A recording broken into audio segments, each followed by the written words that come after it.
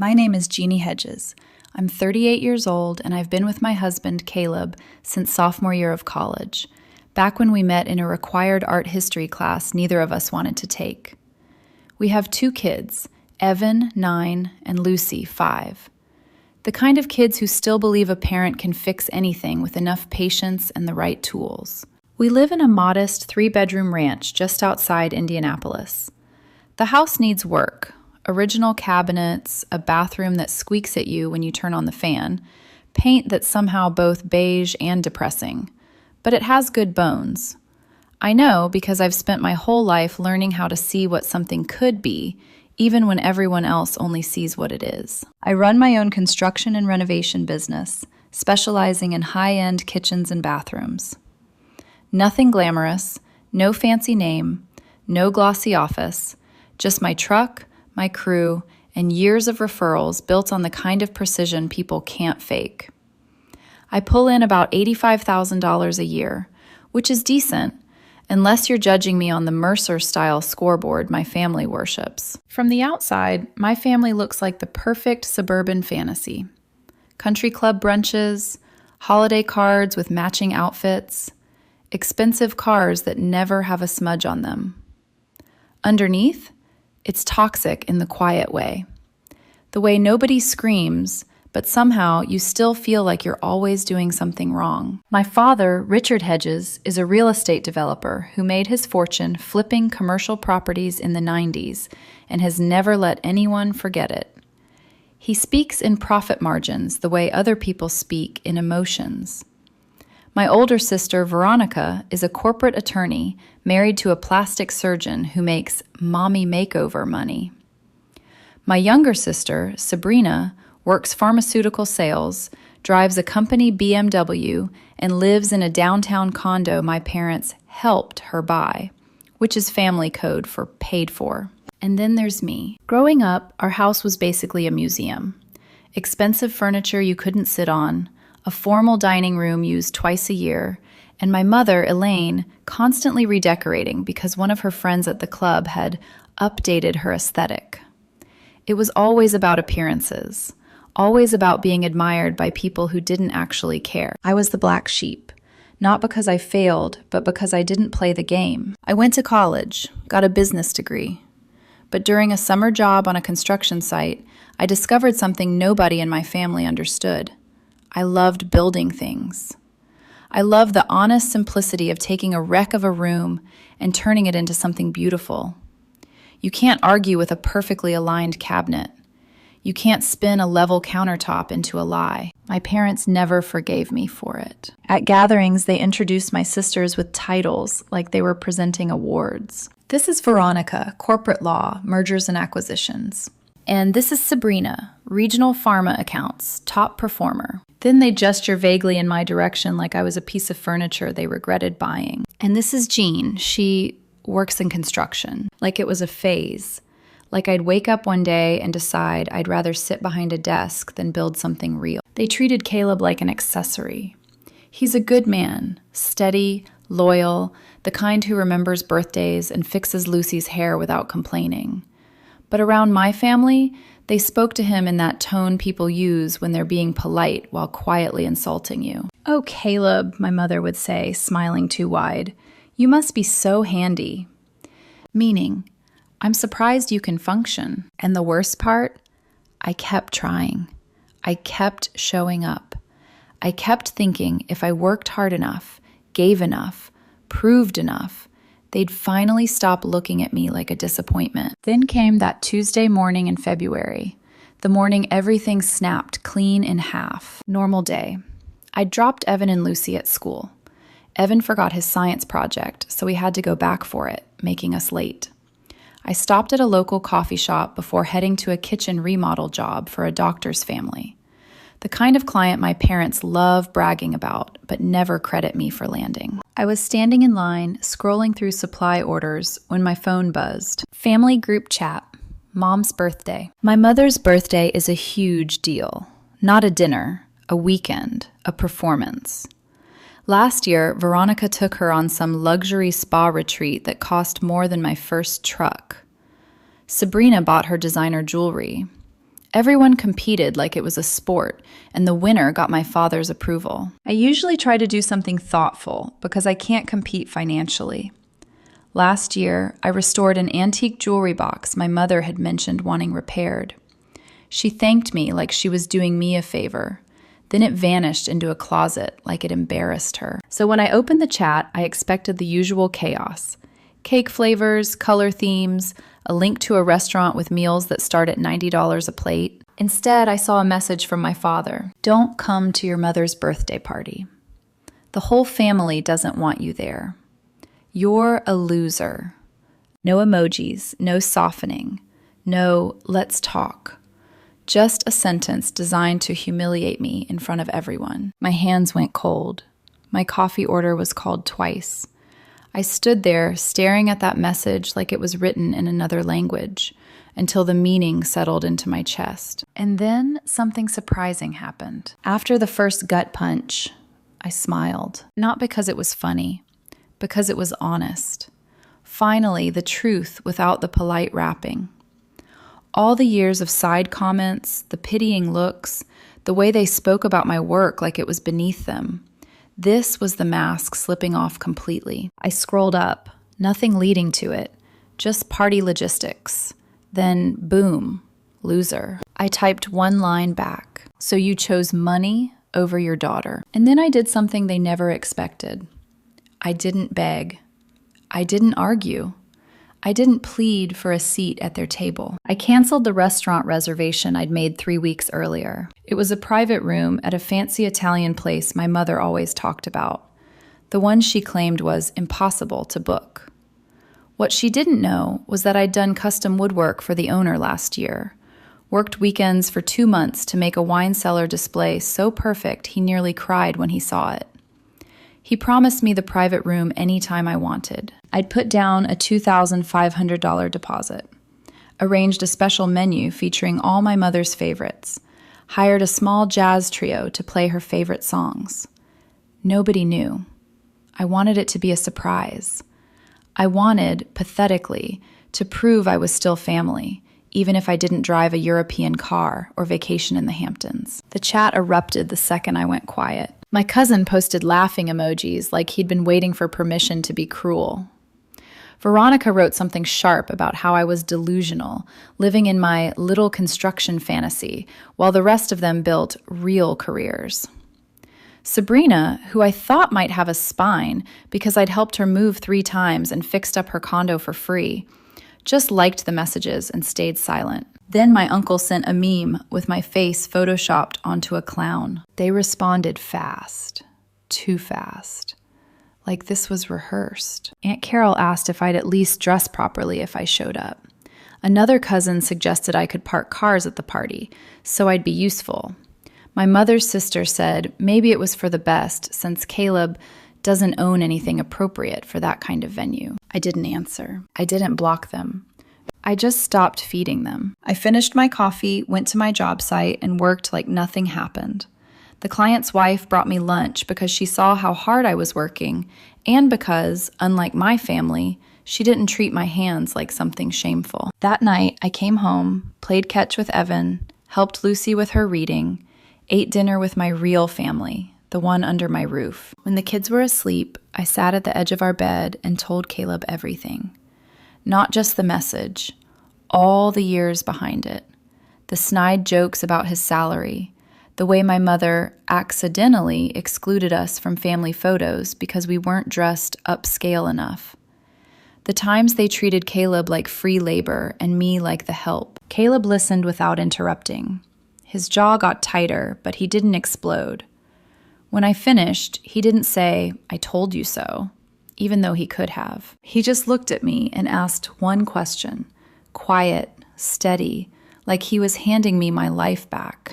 And in that moment, I realized something that made my throat sting. My family had never asked me that. Not once. I took a slow breath and felt something harden, not into bitterness, but into clarity. I don't want revenge, I said. I want them to understand what they threw away. Caleb nodded like he'd been waiting for me to finally say it out loud. And that's something worse for people like them. Something quiet. Something unstoppable. The first thing I did was nothing. No angry posts, no long texts I'd regret, no dramatic exits. I didn't leave the family group chat. I didn't block anyone. I let the messages sit there, my name tagged, my face mocked, while I stayed active online like nothing had happened. I wanted them to see me living. The next morning, I dropped Evan and Lucy off at school like always. Packed lunches, kissed foreheads. Lucy reminded me it was library day. Evan asked if I could help him with his model bridge that weekend. I told him yes, of course. That part of my life didn't change just because my family had finally said the quiet part out loud. At work, I focused harder than I ever had. See, what my family never bothered to learn, never even asked, was that I wasn't some small-time contractor scraping by. I'd built a reputation quietly. Architects recommended me for detail work other crews couldn't handle. Homeowners trusted me with houses they'd sunk 7 figures into. I just didn't brag about it at dinner parties. That week, I called Mark, an old friend from high school, who now ran a digital marketing agency.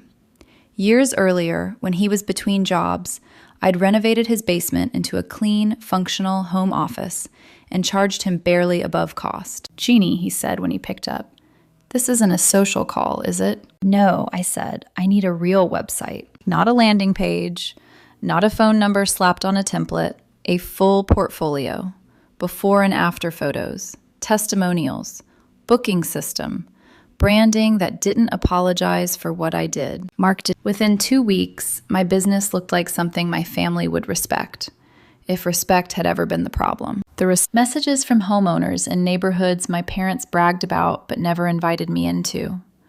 Architects I'd worked with, quietly now tagging me publicly. Instagram DMs from people asking if I'd be willing to consult on projects that made my previous jobs look small. My income didn't double, it tripled. By mid-spring, I was on track to clear $250,000 that year. And I posted carefully, not flashy, not defensive, just calm. A photo of a finished kitchen with clean lines and natural light. A picture of Caleb coaching Evan's Little League team. Lucy's dance recital, her tiny body glowing with confidence under stage lights. A candid shot of our dinner table on a random Tuesday, mismatched chairs and all. No captions explaining myself. Just life. They noticed. I know they did, because the first crack came in the form of a private message from Veronica. "Where did you get the money to attend the Children's Hospital Gala? Those tickets are $500 each. No, how are you? No apology. Just suspicion." I left it on read. Then my mother texted me directly, outside the group chat for the first time in years. "Jeannie, I see your business seems to be doing well. Your father has connections that could help you expand. Some of our friends have been asking about your work, and we don't quite know what to tell them." Translation: other wealthy people are impressed, and we weren't prepared. I didn't reply. I wasn't being petty. I was being patient. My mother's birthday came and went without me. I heard about it later from Sabrina, my younger sister, who texted me a week after the party. It was weird. People kept asking where you were. Apparently, my father told everyone I was having a breakdown and didn't want attention. When I didn't show up at all, no scene, no meltdown, he looked foolish. The reservation at the special restaurant had fallen through, so they ended up at a mediocre steakhouse. My mother barely touched her food. She kept checking her phone, Sabrina said, like she was waiting for something. Good. Let her sit with it. 2 weeks later, my father finally broke the silence. Your mother's been crying.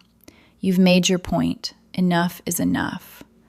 We have the Peterson charity auction coming up, and people are asking about you. It's embarrassing. No apology.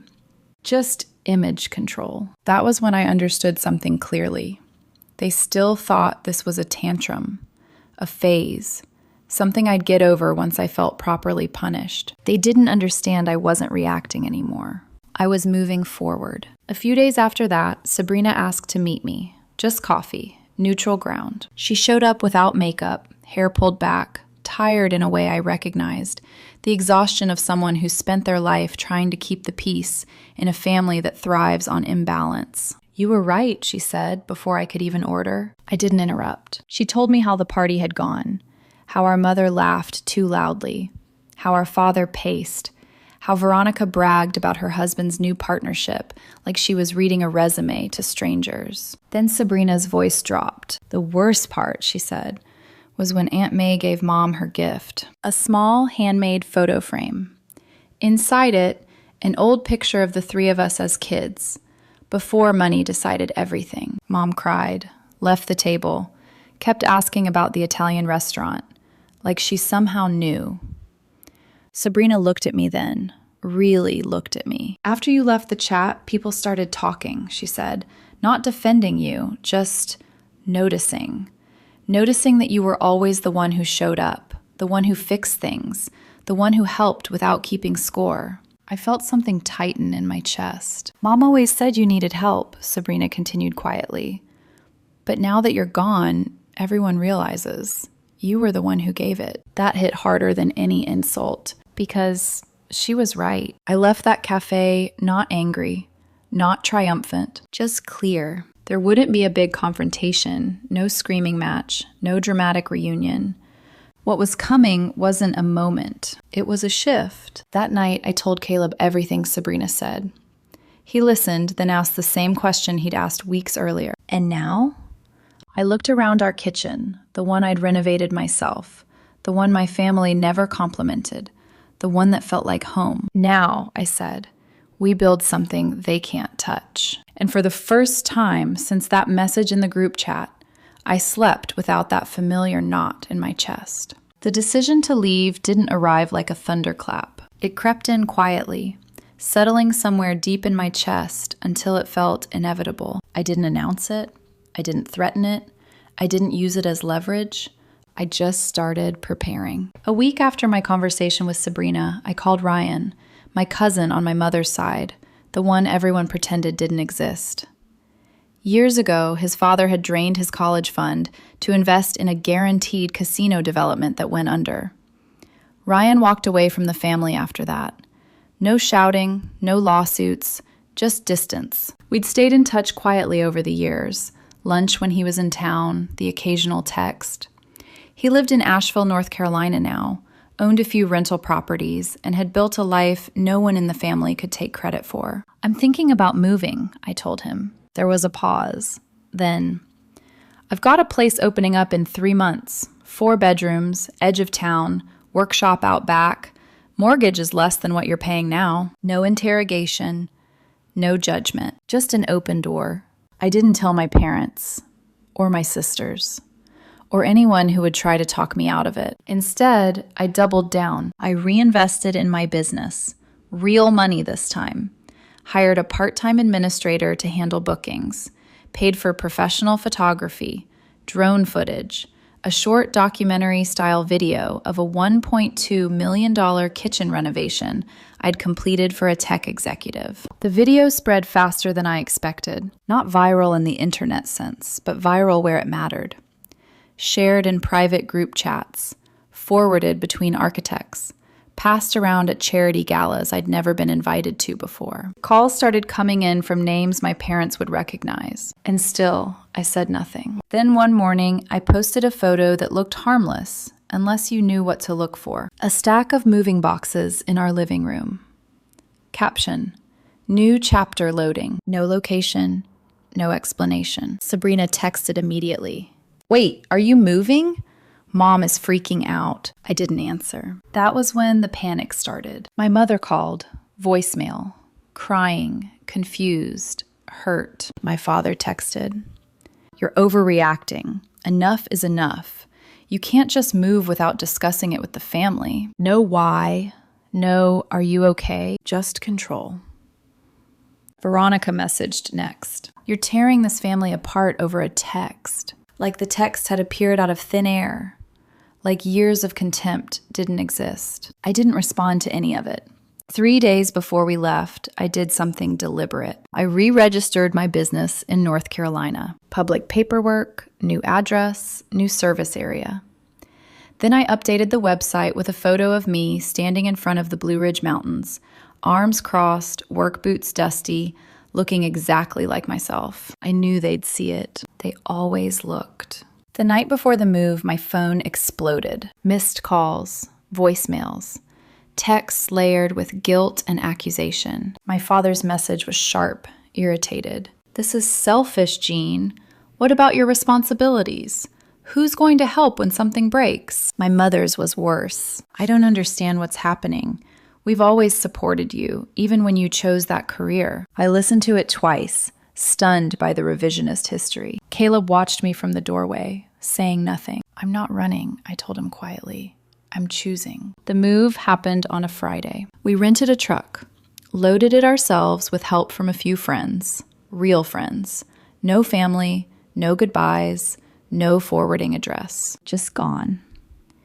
Before pulling out of the driveway, I posted one last thing on my personal account. An empty living room. Sunlight on bare floors. Sometimes leaving toxic people behind is the only way to grow. Then I turned off my phone. The drive to Asheville took 8 hours. It felt like 20 minutes. No music, just road noise and space to think. Halfway there, we stopped at a diner. Evan asked if Grandma and Grandpa would visit the new house. "Maybe someday," I said. "Not right away." Lucy tilted her head.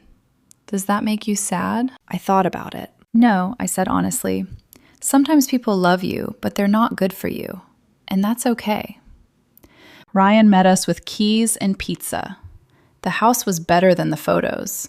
Wraparound porch, trees that didn't feel crowded, a workshop that smelled like possibility. The kids ran through the rooms, claiming spaces. Caleb leaned against the counter, smiling like he'd been holding his breath for years. That night, after everyone was asleep, I turned my phone back on. The messages poured in. Concern, anger, accusations, fear. My father's stood out. "Running away won't solve anything. When this falls apart, don't come asking for help." I smiled. He still thought I needed him. I deleted the messages one by one, blocked the numbers, quietly, cleanly. No speeches, no closure, just peace. A year changed everything. Not in a dramatic overnight way, but in the slow, undeniable way that makes it impossible to argue with reality. Asheville didn't fix my life like magic. It just gave me room to live it without constantly bracing for judgment. My business exploded in ways I hadn't even allowed myself to imagine before.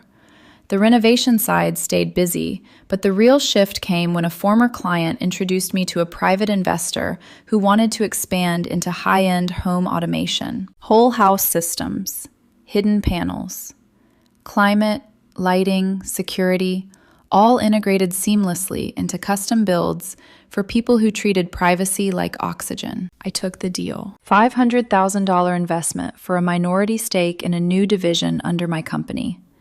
Papers signed quietly on a Thursday afternoon. I told no one except Caleb. By the end of that year, we cleared $1.2 million in revenue. I hired a team, 15 skilled people who took pride in their work. I paid them well. I respected their time. No one here cared what my last name was or who my father used to be. Caleb was thriving. He found his footing in a job that didn't talk down to him. Evan made the travel baseball team. Lucy was accepted into a competitive dance program. We bought a small cabin by a lake as a weekend escape. For the first time in my life, I woke up without that familiar weight on my chest. I barely thought about my family back in Indiana. Then, one Thursday morning in October, I got a voicemail from Veronica. Her voice was tight, controlled, but the panic underneath cracked through. "Dad's company collapsed," she said. "The market turned. Several investments failed. There's an investigation into the accounting." I sat in my truck and listened to the message twice. She kept going.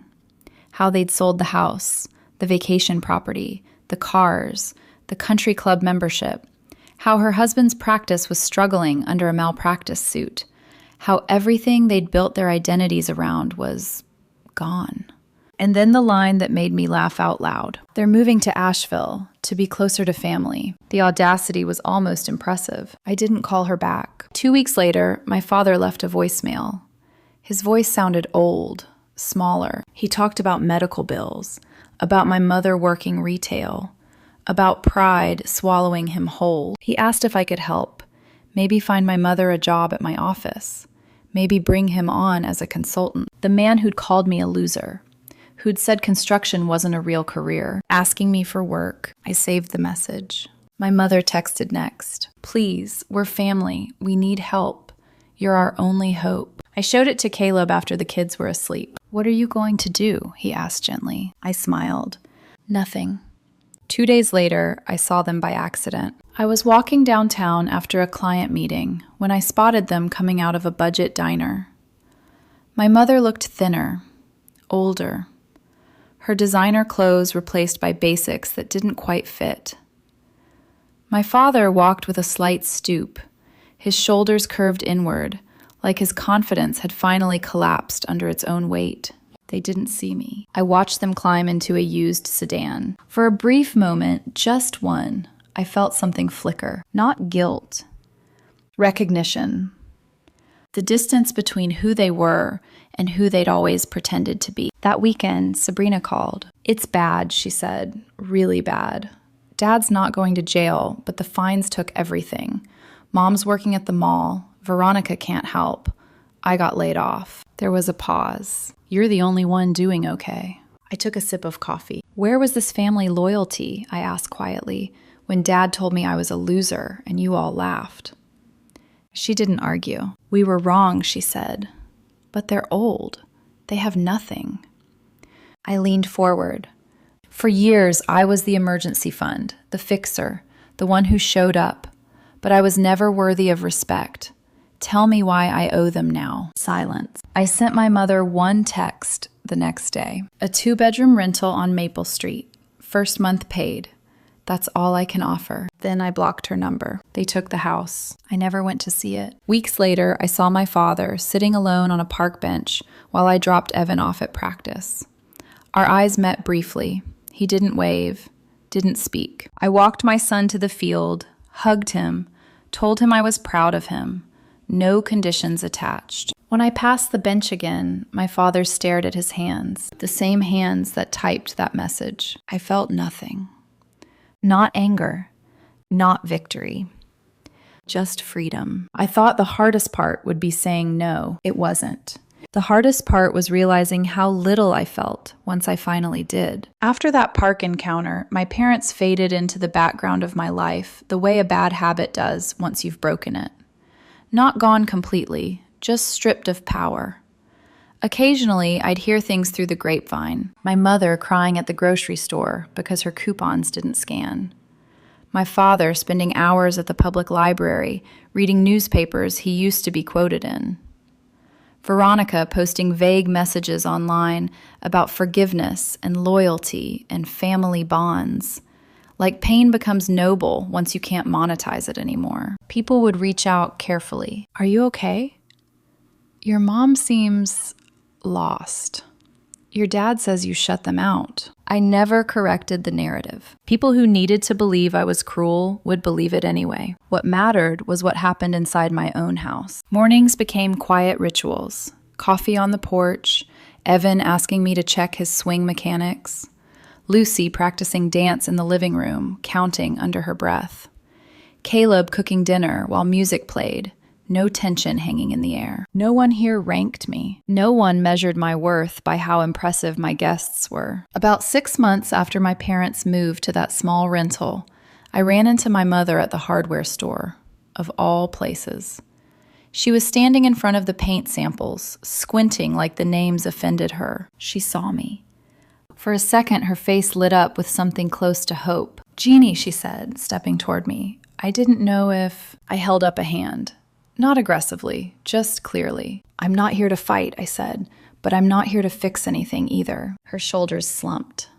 "I don't understand how it came to this," she whispered. I looked at her, really looked at her, at the woman who had always chosen silence over defense, comfort over courage. It came to this a long time ago, I said.